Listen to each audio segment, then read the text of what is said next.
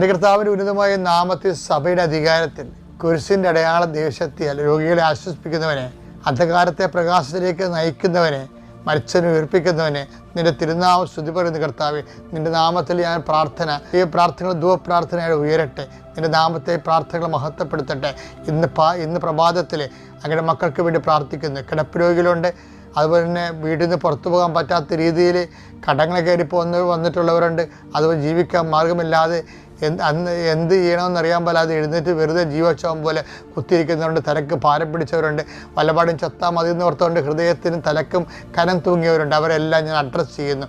കൃപാസനത്താറെ ജീവനോടെ പ്രത്യക്ഷപ്പെട്ട പരിശുദ്ധ അമ്മയുടെ മധ്യസ്ഥതയിൽ ഇന്ന് ഈ ക്ലേശം പിടിച്ച മനുഷ്യർ ദൈവത്തിൻ്റെ നാമത്തിൽ സംരക്ഷിക്കപ്പെടട്ടെ. നിന്നെ ബാധിച്ചിരിക്കുന്ന സങ്കടങ്ങൾ, സാമ്പത്തിക സങ്കടങ്ങൾ, അതുപോലെ തന്നെ നിന്നെ ബാധിച്ചിരിക്കുന്ന കുടുംബപരമായ ഭവിഷ്യത്തുകൾ, ഭാഗവടപ്പണി നടക്കാത്തവർ, നടത്തിക്കാത്തവർ, അതുപോലെ വീട് വെക്കാൻ അനുവദിക്കാത്തവർ, അതുപോലെ വഴിയില്ലാത്തവർ, വഴി കൊടുക്കാത്തവരെ, വഴി കൊടുക്കാൻ ന്യായമായിട്ട് വഴി കൊടുക്കാൻ പറ്റാത്തവർക്കും, അതുപോലെ വഴി കൊടുക്കാനേ പറ്റാത്തവർക്കും എല്ലാം കുടുങ്ങിപ്പോയവരുണ്ട്. കർത്താവെ, അവരെല്ലാം സന്ധിക്കണമേ. പുതിയൊരു മാർഗ്ഗം കാണിച്ചു കൊടുക്കണമെന്ന് പ്രാർത്ഥിക്കുന്നു. കിണർ കുഴിച്ചിട്ട് ആയിരങ്ങളും ലക്ഷങ്ങളും മുടക്കി കുഴിച്ചിട്ട് വെള്ളമില്ലാതിരിക്കുന്നവർ, വർഷകാലത്ത് പോലും തുച്ഛമായ വെള്ളത്തിൽ ആ ജീവിതവും ആ ലോകവും ആ പറമ്പ് ഉപേക്ഷിച്ച് പോകാൻ ആഗ്രഹിക്കുന്നവർ, ഈശോയെ മല ഇറങ്ങാൻ പോകുന്നവരുണ്ട്, കാടിറങ്ങാൻ പോകുന്നവരുണ്ട്, ഹീരപ്രശുദ്ധ മാറാൻ പോകുന്നവരുണ്ട്. ഈശോയെ, മനുഷ്യരെ കുടിയൊഴിപ്പിക്കപ്പെടുന്ന പല പ്രകൃതിദത്തമായ കാരണങ്ങൾ കുടിയൊഴിപ്പിക്കപ്പെടുന്നവരുണ്ട്.